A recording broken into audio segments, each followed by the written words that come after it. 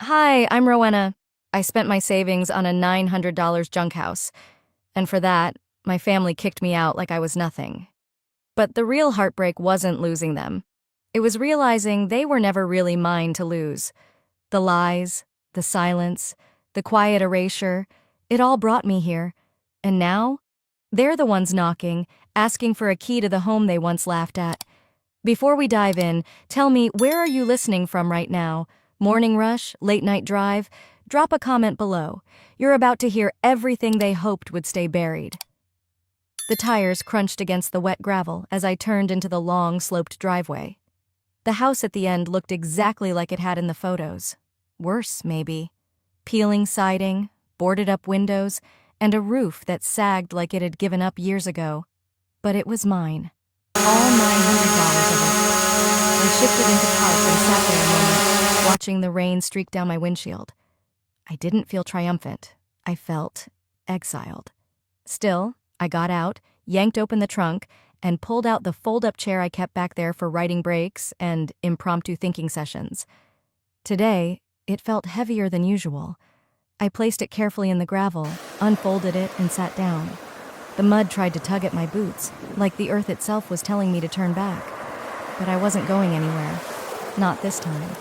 This wasn't how it was supposed to go. A week ago, I was sitting at my parents' dinner table, still naive enough to believe we could be a family when I played by their rules. The roast had been dry, the wine too sweet, and the expectations suffocating. Mom had gone on about Callista's upcoming retreat in Sedona like it was some kind of pilgrimage. 15,000, she said, like it was pocket change. It'll reset her energy. She needs this after everything she's done for this family. Callista, who always had a way of pretending her struggles were somehow more noble than mine, smiled graciously and sipped her Pinot like a saint. Then Dad turned to me. Rowena, you said you were transferring the funds last week. What's the delay? I looked up from my plate and said it, calm and simple. I didn't transfer the money. I bought something. The clink of cutlery stopped. Callista froze mid-sip. Mom blinked once, slow, calculating. What do you mean you bought something? I bought a house, I said. It's a fixer-upper, but it's mine. Silence. Then Dad's voice, cool with just a trace of thunder underneath. You spent your savings on yourself. Callista let out a little laugh. You bought a dump instead of helping me reset? That's actually so on brand for you. I never agreed to fund your trip, I said, trying to stay composed. I just didn't say no out loud. Mom set her wine glass down with a click. You've clearly chosen poverty. Don't expect us to support your delusions. I tried to speak, but Dad raised his hand. You want to be on your own? Then be completely on your own. The next morning, my name was gone from the family group chat. Easter plans? Canceled. For me, just like that. Back in the present, I shifted in my seat. The sky above was a uniform gray, but there was no storm, just that low, heavy pressure that made your chest feel too small. The kind of weather that made everything feel like it was ending. My phone buzzed. One new message from Mom. Do not come to Easter. No love, Mom. No explanation, just erasure. I stared at the screen, thumb hovering over the delete button, then thought better of it. I folded the phone back into my coat pocket, like folding away a piece of myself I wouldn't need anymore.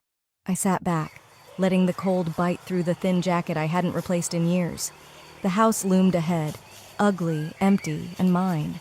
A symbol of everything I wasn't supposed to want. Freedom, control, a future that wasn't built on someone else's back. Funny thing about families like mine. If you stop serving a purpose, they stop pretending to love you. But I wasn't broken, not yet. And I hadn't come this far to crawl back. The wind kept picking up, tugging at the corners of my coat, as if trying to rip away whatever dignity I had left. I stayed seated for a while longer, trying not to let my body sink into the weight of it all. Eventually, I stood and made my way inside, stepping over a broken screen door and onto creaky floorboards that groaned under my feet. Inside, it smelled of mildew and wet wood.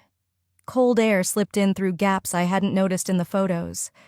I grabbed the single curtain I'd brought with me, a faded blue floral print I'd kept from my college apartment, and climbed up on a rusted slipstool to hang it. I tried to wedge the rod into the frame. It slid sideways, then popped out completely and crashed to the floor with a loud clang. Typical, I muttered, rubbing my elbow where it had smacked the wall. I sank down onto the cracked linoleum floor and leaned my head back against the peeling paint, blinking up at the bare window. Then, without warning, it hit me. 16 years old. My birthday. Mom had called everyone into the living room, holding a cake with bright pink frosting and mismatched candles. Callista had helped decorate. It was sweet, really, except they'd spelled my name wrong. Happy birthday, Rowena. No double N. I was Rowena, always had been, always corrected teachers, but they'd forgotten. Or maybe they never cared enough to ask. Callista had gotten a used Volkswagen for her 16th. Dad had stood in the driveway, beaming like she'd just graduated medical school. You deserve this, honey, he said. All your hard work. She had a C average. I got a lopsided cake and a maybe next year when I asked about driving school. That had been the start of it, though maybe it started even earlier, and I'd just been too young to name it. I remembered Christmas photos where I was always off to the side, birthday cards signed "Love You Girls," with only Callista's name underlined. I remembered getting left behind on the Florida trip because there wasn't room in the car. I was 28. At some point you stop thinking it's forgetfulness. You realize it's a choice. I stood up and dusted my jeans off, but my hands were shaking a little. Not from cold, from memory. They never screamed at me, not once, but they erased me, slowly, softly, as if they were gently deleting a file no one really used anymore. You're too intense, Mom used to say when I asked why no one clapped at my award ceremonies. Let things go. But when Callista got voted best hair in high school, they framed the certificate and hung it next to the front door. I had won a statewide essay competition that same year. Dad told me not to gloat. I thought if I worked harder, they'd see me. So I kept trying, bringing home straight A's, getting scholarships, even helping Mom redesign her nonprofit's website when I was in college. They never looked. The radiator in the living room hissed to life unexpectedly, and I jumped.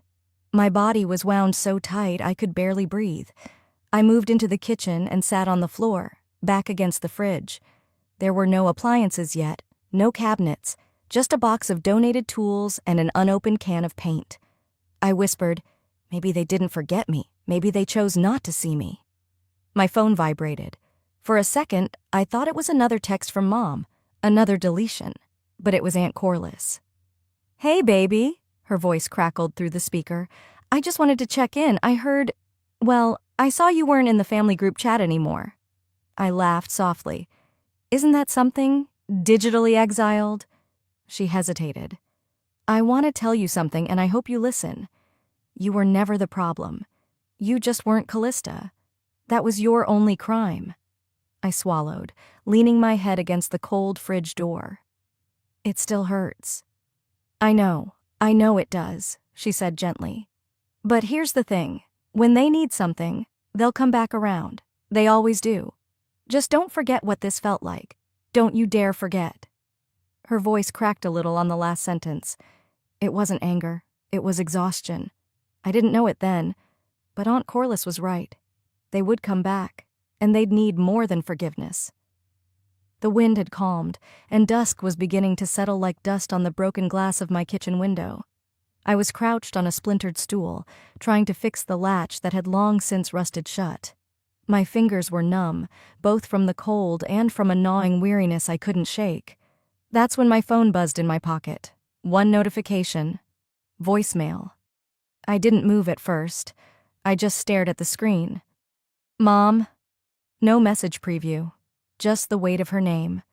I set the screwdriver down on the sill, wiped my hands on my jeans, and stood still for a long moment. Should I listen? There was no part of me that believed it would be an apology, not a real one, but I tapped play anyway. Rowena, sweetheart. Her voice was syrupy, like the kind she used at bake sales and PTA meetings. Soft, melodic, carefully measured to sound maternal. Never mind the venom she used when no one else was watching. I've been thinking about you a lot lately. Things got heated, sure, but you have to understand something. Callista's been under so much stress. Planning this retreat hasn't been easy. You know how sensitive she is. Sensitive. That word again. As if Callista were made of spun glass while I was just drywall, meant to be punched, patched, painted over. I just wish you'd considered how hard this year's been on her. And I know you mean well, but sometimes your timing, well, it's just a little off. My jaw clenched. I could already feel the rest of it coming like a freight train. She really looked up to you, you know. I think that's why she reacted so strongly. And your father, he didn't mean what he said. He was hurt. You've always been the strong one, the bigger person. There it was. Can't you be the bigger person? They never asked Callista to be the bigger person. She could scream, lie, disappear for weeks, and still come home to birthday cakes and open arms. Me? I was expected to swallow it all, smile through it, translate every wound into grace. The voicemail ended with, "We're all just trying our best, honey. Maybe it's time to let this go." Let this go? I closed my eyes and stood perfectly still, letting the silence ring louder than her voice ever had. Then I replayed one sentence over and over in my mind. "You've always been the bigger person." As if that was supposed to be a compliment, a badge of honor. It was a muzzle. A tool they used to keep me in check. Be the bigger person. So they never had to be accountable. I walked over to the small plastic bin where I'd thrown a few things when I moved in. At the bottom was a faded photo frame. I hadn't looked at it since packing. It was from my college graduation. Everyone else was smiling. Callista, dead center, was holding her camera in front of my face, blocking me almost entirely. I'd asked them to retake the picture. They didn't. "I'll edit you in," Callista had said with a laugh. They framed that photo. I stared at it now, at the tiny sliver of my shoulder barely peeking out from the edge of the frame. Then I turned it face down on the counter. I didn't walk away from them to punish anyone. I didn't stop answering their calls out of spite. I left because the silence was killing me. The pretending. The way I had to shapeshift just to stay included. I wanted peace. A place I didn't have to defend my right to exist. I wanted a home that didn't punish me for choosing it. Even if it only cost $900 and had holes in the walls. It was mine. I grabbed a pen and scrawled one sentence on a sticky note, then slapped it onto the photo frame's back. "This is not who I am." The phone buzzed again. A second voicemail from Mom. I didn't listen this time. I knew the pattern. Extend a sugar-coated branch, then twist it around your neck when you take it. Instead, I opened the window as far as the broken latch would allow and let the cool evening air cut through the room. Peace wasn't what they were after. A week later, they showed up at my door, with tears and a pitch. The sun was barely warming the porch planks when the knocking started. At first, I thought it was the wind batting a loose shutter again. But then it came again. 3 sharp raps, deliberate. I glanced out through the tattered curtain. My heart didn't drop. It sank.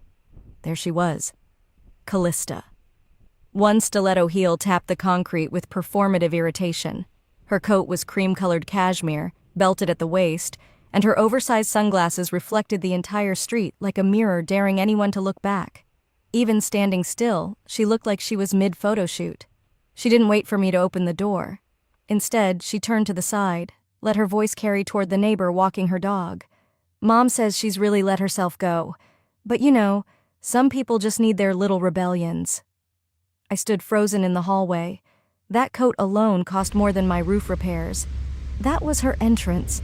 Luxury against my peeling paint, snide remarks where there used to be silence. Her favorite sport, public performance under the guise of concern. I opened the door just as she turned back toward it. "Well, there she is, the homeowner," she said, stretching out the word like it was some joke. "Honestly, this neighborhood has really gone downhill. Do you get raccoons here?" I leaned against the frame, arms crossed. "Is that why you're here? To survey the wildlife?" She smirked. "No need to be defensive, Ro. I'm just trying to check in. You dropped off the grid." "You mean after you told Mom I'd gone full swamp witch?" "Yeah. I figured a little distance would do me good." Her eyes darted to the peeling shutters, the chipped railings. She clicked her tongue. "This place, it has character, I'll give you that. And mold, and a smell." Behind her, another neighbor passed by. She waved, sugar sweet. Don't mind us, just catching up, family bonding. Then she leaned in slightly and lowered her voice. Listen, the HOA's been sniffing around. Someone mentioned this place might not be up to code. I raised an eyebrow. You reported me to the HOA? She didn't answer directly. I'm just saying. This area has standards. People talk. I didn't flinch. I wouldn't give her that satisfaction. She switched gears fast, like she always did. One moment, weaponized condescension, the next, sugar-drenched desperation. I'm in a bit of a bind, she said, sighing dramatically. A pipe burst at the spa wing. Total mess. I had to cancel 3 sound bath sessions. I waited. Callista touched the edge of the porch with one polished fingertip, like it might bite her. So, I thought maybe, just for a night or two, while they fix things, I can sleep anywhere. Even here. Even here. Like it was a campground. She was stalling. Probably had nowhere else to go without explaining why the retreat wasn't going as planned. Whatever had cracked in her picture-perfect world, she wasn't ready for anyone else to see, especially not her followers. Callista, you told Mom I was unstable. I never said that. You said I was mentally spiraling in a hoarder shack. She had the decency to look away, but only for a second. I was just worried, she said. And look, you proved us wrong. You're surviving. I mean, you're still doing that blog thing, right? What do you call it? Grant whispering? I didn't bother correcting her. I just stepped aside. One night, I said, don't touch anything. Her face lit up like she'd just been invited to a castle. You're the best. Seriously, you always were. It's why people walk all over you. She swept in past me like she owned the place. That was her way. Act like it was always hers to begin with. I stood by the door for a long time after she passed, staring at the path she'd taken, heels clicking on rotting floorboards. She needed help, but not the kind she thought. I woke up to the smell of instant coffee and something far worse. Laughter. Not the warm kind, the kind that felt like a slap across the face. Still groggy, I pulled a sweater over my tank top and padded toward the kitchen. The floor creaked under my feet like it wanted to warn me, and maybe it should have. As I rounded the corner, I stopped cold. A ring light was set up by the window, its harsh white glow casting artificial glamour over a chipped counter. My stained kettle had been pushed aside, replaced by a neatly arranged setup of oat milk cartons, granola bars, and a candle that hadn't belonged to me. And in the middle of it all was Callista, full face of makeup, smiling into her phone like she was hosting a morning show. My morning, my kitchen. Say hi to my angels, she cooed into the screen. We're here doing something really meaningful today. I wanted to show you guys where my sister, bless her heart, has been living. It's a bit of a fixer, but we love a transformation, don't we? She panned the camera toward the cracked tiles, the mismatched chairs, the yellowing linoleum. I stood frozen by the doorframe, watching her turn my lived-in survival into her pity parade. This fridge hasn't worked since, like, Y2K, she joked, giving it a kick. And don't get me started on the smell. Honestly, it's giving generational trauma. The comment section buzzed on her phone. I could hear the stream of chimes from my spot. Oh my God, someone just asked if this was a shelter. Callista laughed. No, sweetie, it's my sister's house. I know, it's tragic. I stepped further in, saying nothing. She didn't notice me at first. Another comment popped up. Is that really your sister? She looks like a squatter. Callista didn't even blink. She tilted the camera toward me. Yup, she said. That's her. Look at those slippers. It's giving Great Depression chic. Something inside me snapped. I walked over, calm as stone, and yanked the phone off the tripod. The suction sound of the pop socket detaching echoed louder than her gasp. Hey, what are you doing? She shrieked. I looked straight into her perfectly contoured face. You want content? Here it is. Get out before I give them the story they actually deserve. She fumbled to grab the phone back. I didn't let her. You don't get to weaponize my life for likes, Callista. Not anymore. Her expression changed. The victim mask slid on effortlessly. Eyes wide, mouth open, breath trembling. It was Oscar-worthy. I was just trying to help. she said, voice breaking. "I thought people could donate or something. It was for you. You mocked me in my own home. You made me a joke." I handed her the phone like it was a dead thing. "You can go now." Callista sniffed theatrically, gathering her makeup bag and purse with a sweep. As she passed by, she made sure to say it loud enough for her unseen audience to hear. "This is what I get for trying to be a good sister." The door slammed shut behind her. The ring light still hummed faintly in the silence. I leaned back against the wall, hands shaking, but not from fear, from fury, from freedom.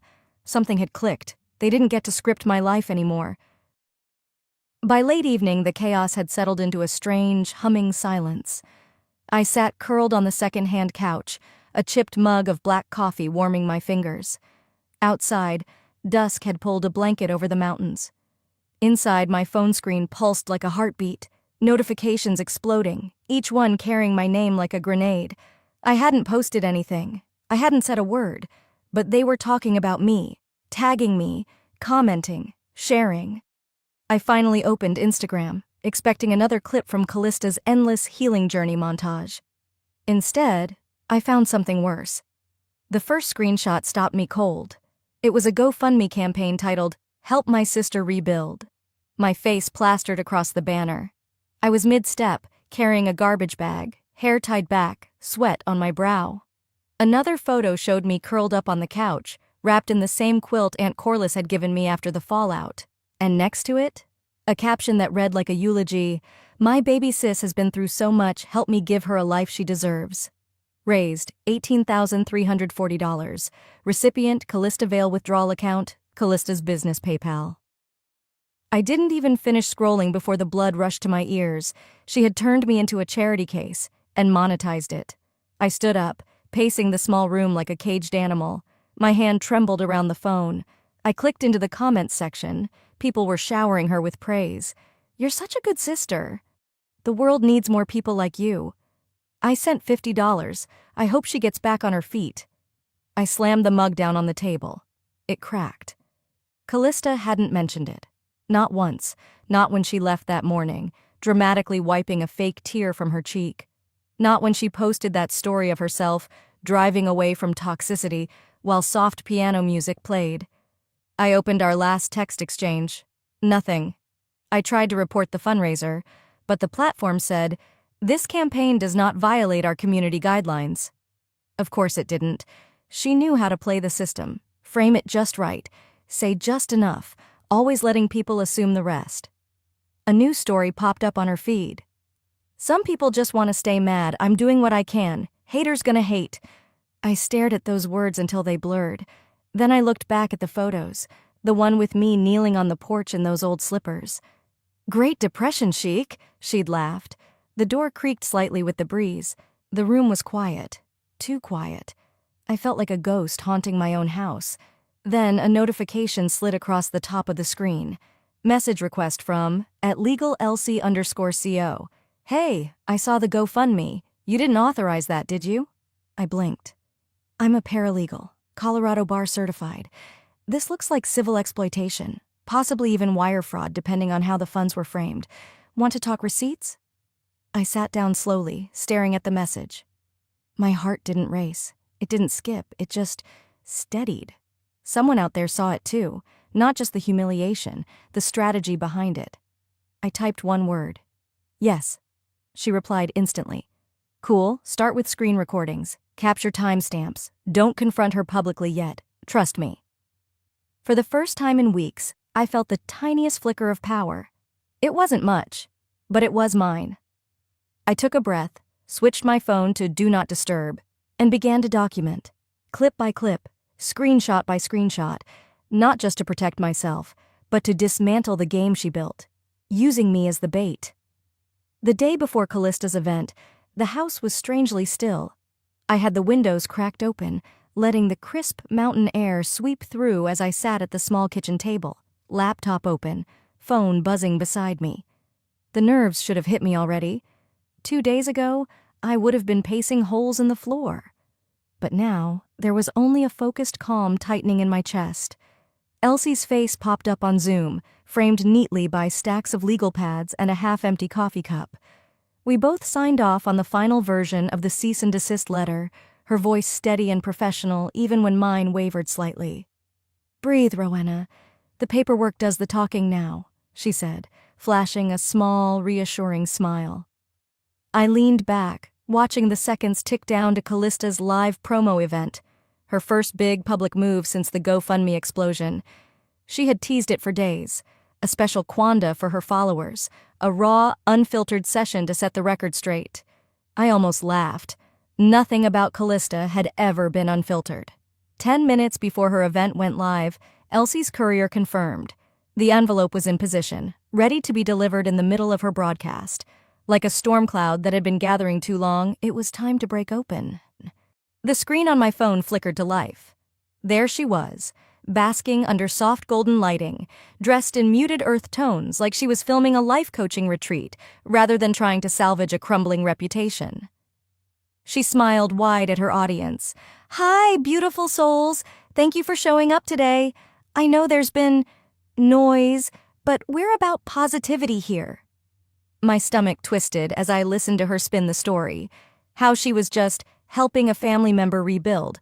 How sometimes negativity comes from pain we can't understand. I almost admired the audacity. Almost. Then it happened.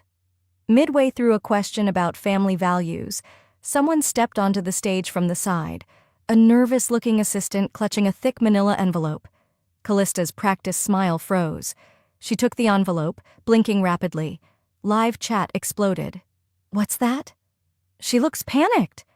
"OMG, why'd she stop talking?" Her fingers trembled slightly as she skimmed the letter inside. Her eyes darted to the camera, then away. The cheerful background music looped awkwardly as she muttered something off mic to the assistant. Then, abruptly, the live stream cut out. No sign-off, no closing affirmations, just static. I sat back, letting the moment wash over me. It wasn't the loud, messy revenge part of me once craved. No screaming matches, no viral videos of door-slamming fights. It was sharper, cleaner, poetic. Within minutes, Reddit threads bloomed. "Cease and desist. Someone got legally bodied live. Screenshots or it didn't happen." People were posting clips of her frozen face, analyzing every twitch, every stammer. Others started digging deeper, linking the GoFundMe to the same PayPal account tied to her wellness business, one she claimed was for community good. While the internet swirled, another notification slid across my screen. Message from HOA_president_Skyline Estates. I opened it, pulse quickening. "Hi, Rowena. We were unaware Callista Vale was using the Skyline Estates community name to solicit funds. This misrepresentation violates our Code of Ethics and Emergency Aid policies. We're initiating a formal review and would like your cooperation. Attached are copies of her applications, citing you as a displaced homeowner needing crisis housing. Please confirm or dispute." Attached were PDFs, forms where Callista had fabricated half-truths about my living situation, using my address, my struggles, to strengthen her branding pitch for grants and partnerships. I scrolled through them slowly, absorbing every line. It wasn't just family betrayal anymore. It was fraud.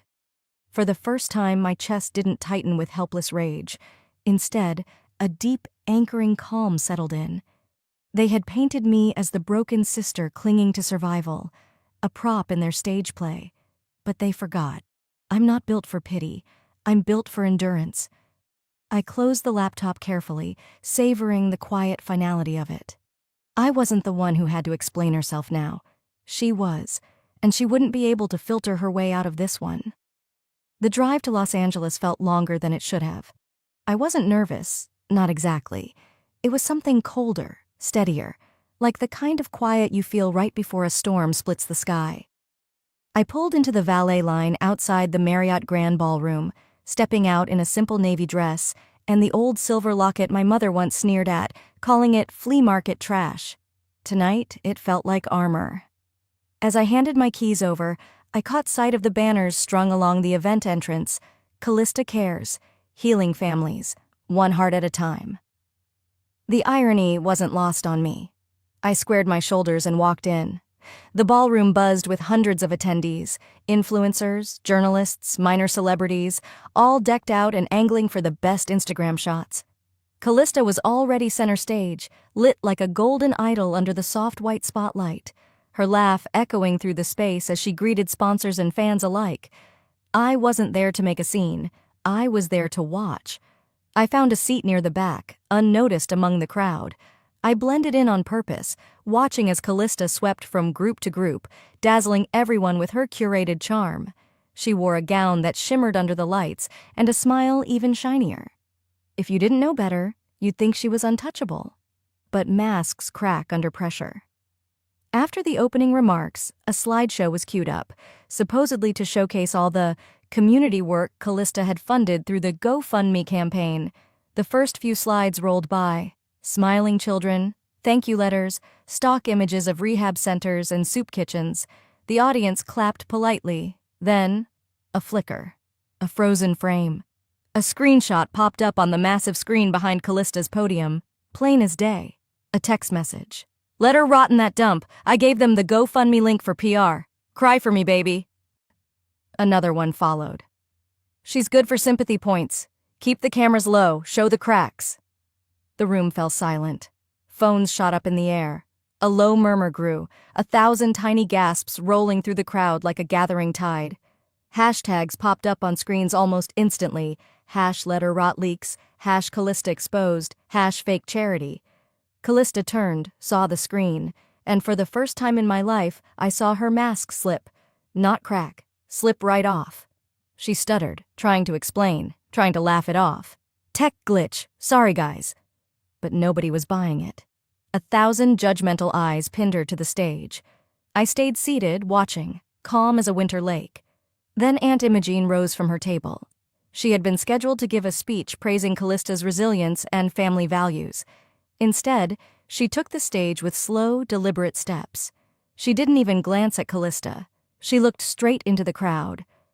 I was asked to speak tonight about hope, she began, voice carrying across the hushed ballroom.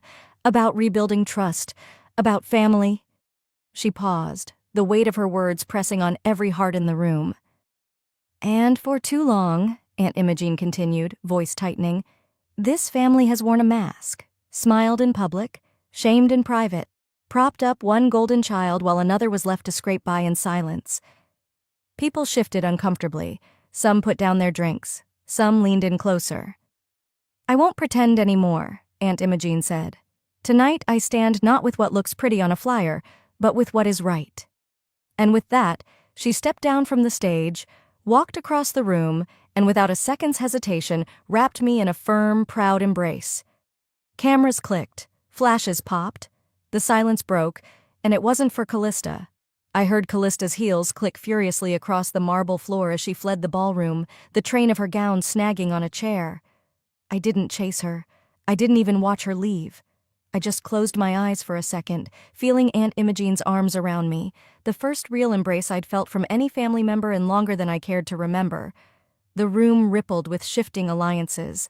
Some people clapped, some stood awkwardly, some simply stared. I didn't gloat. I didn't smirk. I breathed. The silence I had lived inside for so many years had finally spoken back, for me, and it was louder than Callista's curated world had ever been. Morning sunlight spilled through the patched windows of my little house, painting soft rectangles across the floor. The air smelled faintly of fresh paint and cut grass, a far cry from the mold and mildew that once clung to every corner. I pulled a sweater over my pajamas and wandered into the kitchen, the wood floors cool under my bare feet. Coffee brewed quietly on the counter. Outside, I could hear the gentle laughter of neighborhood kids chalking up the walkway, their tiny voices filling the air with a kind of hope I hadn't known I'd missed. I sipped from my mug and let the peaceful silence settle around me, heavier and warmer than any blanket. A month had passed since the gala, a month since Callista's mask had crumbled in front of flashing cameras and the internet's cold, merciless memory. Sponsors fled.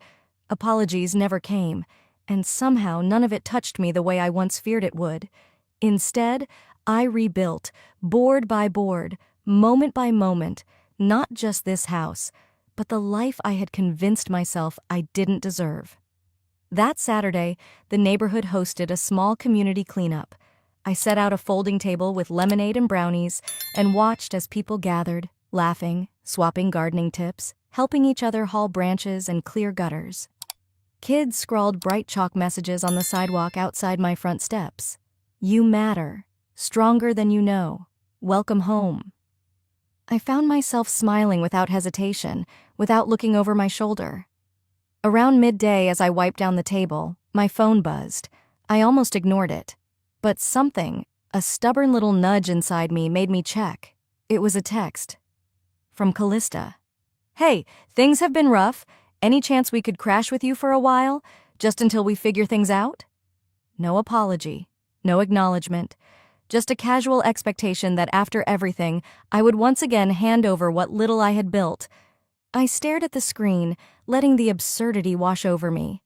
The girl who once laughed about my junkyard shack now wanted a roof under her head. I placed the phone down carefully next to the lemonade pitcher. I didn't respond immediately. I didn't fume or pace or draft angry messages I'd never send. Instead, I walked back inside, my steps light. In the entryway, right above the coat rack, hung a simple wooden frame.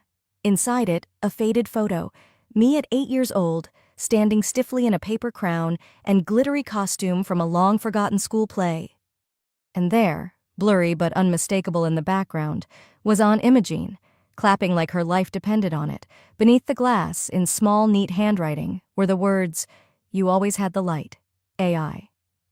I touched the frame lightly, feeling the lump rise in my throat, and let it settle.